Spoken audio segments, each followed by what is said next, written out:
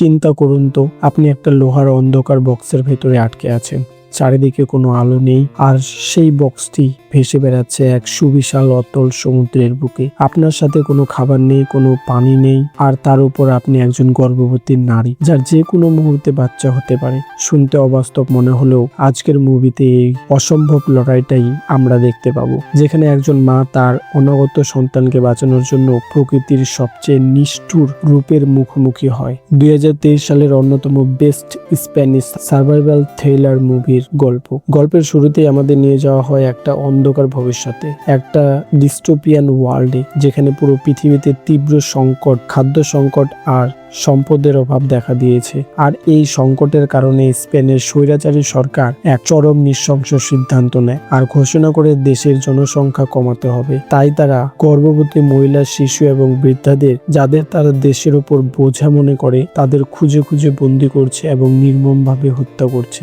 এই নরককুণ্ডের মধ্যেও বাস করে আমাদের মেইন ক্যারেক্টার মিয়া এবং তার স্বামী নিকো। মিয়া এখন প্রেগনেন্ট। নিজের বাচ্চাকে এই কসাইখানার হাত থেকে বাঁচাতে তারা দেশ ছাড়ার সিদ্ধান্ত নেয়। তাদের লক্ষ্য যে কোনো উপায়ে আয়ারল্যান্ডে পৌঁছানো, কারণ সেখানে এখনো গণতন্ত্র আর শান্তি বজায় আছে। কিন্তু আয়ারল্যান্ডে যাওয়ার রাস্তাটা মোটেও সহজ নয়। এর জন্য তাদের সাহায্য নিতে হয় কিছু ভয়ঙ্কর হিউম্যান ট্রাফিকার বা মানব পাচারকারীদের। নিকো এবং মিয়া অনেক টাকা খরচ করে একটা বড় মালবহী ট্রাকের শিপিং কন্টেনারের ভেতরে লুকিয়ে পড়ে। এই কন্টেনারে তাদের মতো আরো অনেক মানুষ ছিল, যারা সবাই জীবন বাঁচাতে পালাচ্ছে। কিন্তু ভাগ্যের নির্মম পরিহাস দেখুন, মাঝ পথে ট্রাফিকাররা বেশি লোভের আশায় নিকোকে জোর করে অন্য একটা কন্টেনারে পাঠিয়ে দেয়। মিয়া একা হয়ে পড়ে। নিকো যাওয়ার সময় মিয়াকে প্রমিস করে যে যাই হয়ে যাক আমরা আয়ারল্যান্ডে গিয়ে আবার এক হব। ট্রাকটি যখন সমুদ্র বন্দরের দিকে যাচ্ছিল তখন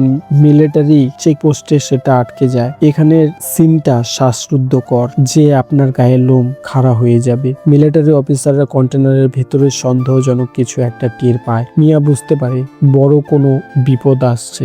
সে বুদ্ধি করে কন্টেনারের কোনায় থাকা একটা বড় কাঠের বাক্সের উপর উঠে লুকিয়ে পড়ে। আর ঠিক তখনই ঘটে সেই শিউরে ওঠার মতো ঘটনা। মিলিটারিরা কন্টেনারের দরজা খুলে ভেতরে থাকা সব নিরীহ মানুষকে, এমনকি ছোট ছোট শিশুদেরও ব্রাশ ফায়ার করে মেরে ফেলে। পুরো কন্টেনার রক্তে ভেসে যায়। বাক্সের আড়ালে লুকিয়ে থাকা মিয়া নিজের মুখ চেপে ধরে কান্নায় ভেঙে পড়ে। কিন্তু সে একটাও শব্দ করে না, কারণ এক ছোট শব্দ মানেই তার এবং তার বাচ্চার মৃত্যু। মিলিটারিরা কন্টেনারের দরজা আবার লক করে দেয়। তারা ভাবতেও পারেনি ভেতরে এখন একজন জীবিত মানুষ আছে। এরপর সেই রক্তাক্ত কন্টেনারকে একটি বিশাল কার্গো জাহাজের উপর লোড করে দেওয়া হয়। জাহাজটি যখন মাঝ সমুদ্রে, তখন শুরু হয় এক ভয়াবহ সামুদ্রিক ঝড়। ঢেউয়ের ধাক্কায় বিশাল জাহাজটি দুলতে থাকে, আর তখনই ওপর থেকে মিয়ার কন্টেনারটি ছিটকে সরাসরি সমুদ্রের পানিতে পড়ে যায়। ঝড় থামার পর মিয়ার জ্ঞান ফেরে। সে নিজেকে আবিষ্কার করে এক অদ্ভুত পরিস্থিতিতে। পুরো কন্টেনারটি পানির উপর ভাসছে, কিন্তু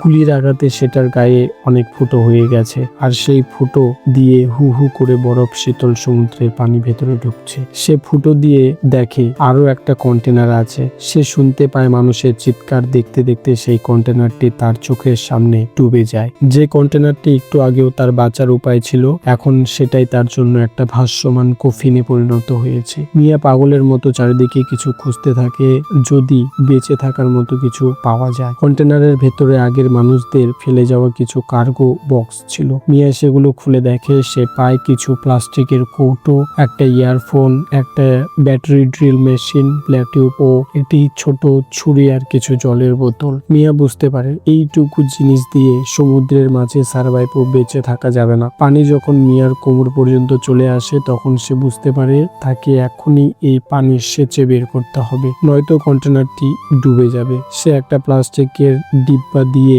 অবিরাম পানি বাইরে ফেলার চেষ্টা করতে থাকে। ঘন্টার পর ঘন্টা সে এই লড়াই চালায়। সে ক্লান্ত, ক্ষুধার্ত এবং মানসিকভাবে ভেঙে পড়েছে, কিন্তু তার ভেতরের মাতৃত্ব তাকে হার মানতে দিচ্ছে না। বন্ধুরা, এবার মুভিটির এমন একটি অংশ শুরু হচ্ছে যা আপনার চোখে জল এনে দেবে। একদিকে কন্টেনারের ভেতরে পানি বাড়ছে, চারিদিকে কুটকুটে অন্ধকার, আর ঠিক তখনই মিয়ার প্রসব বেদনা মানে লেবার পেইন শুরু হয়। ভাবুন একবার, কোনো ডাক্তার নেই, কোনো ওষুধ নেই, চারিদিকে শুধু নোনা পানি আর মৃত্যু। তীব্র যন্ত্রণায় চিৎকার করতে করতে পানির মধ্যে মিয়া মিয়া এক অলৌকিক কন্যা সন্তানের জন্ম দেয়। সে তার নাম রাখে নোয়া। বাচ্চা জন্মের পর মিয়ার সার্ভাইভালের লেভেলও সম্পূর্ণ বদলে যায়। এখন সে আর একা নয়, তাকে তার কন্যা সন্তানকেও বাঁচাতে হবে। কিন্তু ক্ষুধার জ্বালায় মিয়ার শরীর অবশ হয়ে আসছিল, বুকে দুধ আসছিল না। নিজের বাচ্চাকে বাঁচানোর জন্য মিয়া এখানে এক চরম সিদ্ধান্ত নেয়। সে প্রসবের পর নির্গত হওয়া প্লাসেন্টা মানে গর্ভফুল কাঁচা চিবিয়ে খেয়ে ফেলে। বন্ধুরা,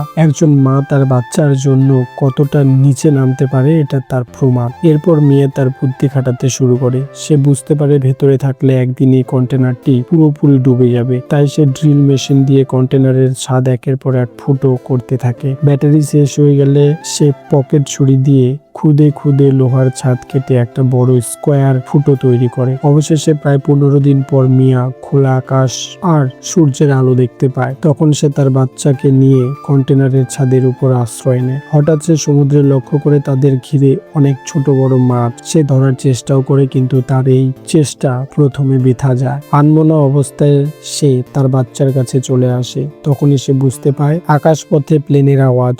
তড়িঘড়ি করে উপরে উঠতে গিয়ে কন্টেনারের লোহায় লেগে তার পা অনেকটা কেটে যায়, যেখান থেকে অনবরত রক্ত পড়ছিল।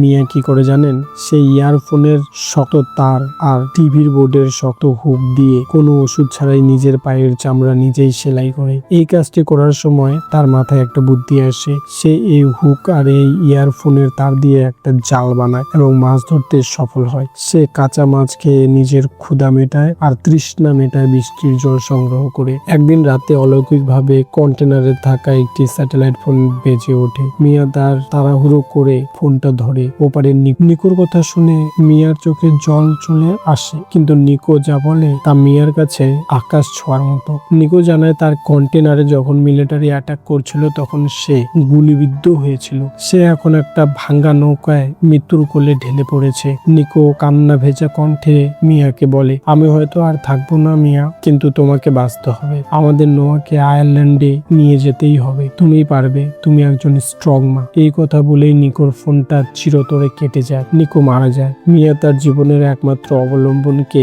হারিয়ে স্তব্ধ হয়ে পড়ে। কিন্তু সে ভেঙে পড়ার সময় পায় না, কারণ নোয়া কাঁদছে। কিন্তু তার সমস্যা এখনো শেষ হয়নি। আসল সমস্যা হলো কন্টেনারটি সমুদ্রের বুকে ভাসতে ভাসতে প্রায় 20 দিন পার হয়ে গেছে। এবার সেটির ভেতরে এত জল ঢুকে গেছে যে সেটি সম্পূর্ণ ডুবে যেতে শুরু করে। কন্টেনারটি যখন সমুদ্রের গভীরে তলিয়ে যাচ্ছিল, মিয়া তখন প্লাস্টিকের কৌটো আর ইয়ারফোনের তার দিয়ে বানানো একটা ছোট্ট অস্থায়ী ভেলার উপর নোয়াকে শুইয়ে দেয়। নিজে সেই ভেলার দড়ি কোমরে বেঁধে বরফ শীতল পানিতে ভাসতে থাকে। ধীরে ধীরে মিয়ার শরীর সম্পূর্ণ জমতে থাকে। তার হাত পা কাজ করছিল না। মিয়া বুঝতে পারে তার শেষ সময় ঘনিয়ে এসেছে। সে নোয়াকে ভেলার সাথে শক্ত করে বেঁধে দেয়, যাতে সে নিজে ডুবে গেলেও নোয়া যেন ভেসে থাকে। মিয়ার চোখ বন্ধ হয়ে আসে। সে সমুদ্রের নীল জলের গভীরে হারিয়ে যেতে থাকে। ঠিক তখনই ব্যাকগ্রাউন্ডে ভেসে আসা গঙ্গা চিলের ডাক একটি নৌকা চিলের শব্দ দূরে আসছিল। আয়ারল্যান্ডের ফিশিং বোট বা ছেলেদের নৌকা যাচ্ছিল। নৌকায় থাকা একটি ছোট্ট মেয়ে হঠাৎ সমুদ্রের বুকে একটি ছোট্ট ভেলা ভাসতে দেখে তার বাবাকে ডাকে। জেলেরা দ্রুত সেখানে আসে এবং ভেলা থেকে নোয়াকে উদ্ধার করে। কিন্তু মিয়া কোথায়? জেলেরা দেখতে পায় জলের নিচে একটা দড়ি বাঁধা। তারা দড়ি টানতেই মিয়ার নিথর দেহটা জলের উপর ভেসে ওঠে। মিয়ার পালস চেক করে দেখে তার কোনো শ্বাস প্রশ্বাস নেই। জেলেরা তাকে নৌকায় তুলে অনবরত সিপিআর মানে বুকের উপর চাপ দিতে থাকে। নোয়া তখন পাশ থেকে কাঁপছিল। আর ঠিক তখনই ঘটে সেই মিরাক। বাচ্চার কান্নার আওয়াজে যেন মিয়ার মৃত শরীরে প্রাণ ফিরিয়ে আনে। মিয়া আচমকায় এক বিশাল নিঃশ্বাস নিয়ে চোখ মেলে তাকায়। হ্যাঁ বন্ধুরা, মিতুও আজ একজন মায়ের জেদের কাছে হেরে গেছে। জেলেদের আশ্রয়ে মিয়া নোয়াকে বুকে জড়িয়ে ধরে কাঁদতে থাকে। দূরে দেখা যাচ্ছিল আয়ারল্যান্ডের সবুজ উপকূল। দীর্ঘ 20 দিনের নরক যন্ত্রণা আর মৃত্যুর মুখ থেকে ফিরে এসে অবশেষে মিয়া এবং তার মেয়ে নোয়া এক নতুন স্বাধীন পৃথিবীতে পা রাখে। তো বন্ধুরা, নাও হোয়ার সিনেমাটি শুধু একটা সার্ভাইভাল সিনেমা নয়, এটি আসলে মানুষের বেঁচে থাকার অদম্য ইচ্ছা এবং একজন মায়ের ত্যাগের এক চরম দলিল, যেখানে পুরো একটা সিস্টেম, একটা নিষ্ঠুর প্রকৃতি একটা মেয়েকে মেরে ফেলতে চেয়েছিল। আর এই রকম আরো রোমাঞ্চকর মুভি এক্সপ্লেনেশন দেখতে আমাদের চ্যানেলটিকে সাবস্ক্রাইব করে পাশে থাকবেন। দেখা হচ্ছে পরের ভিডিওতে। ততক্ষণে ভালো থাকবেন সবাই। ধন্যবাদ।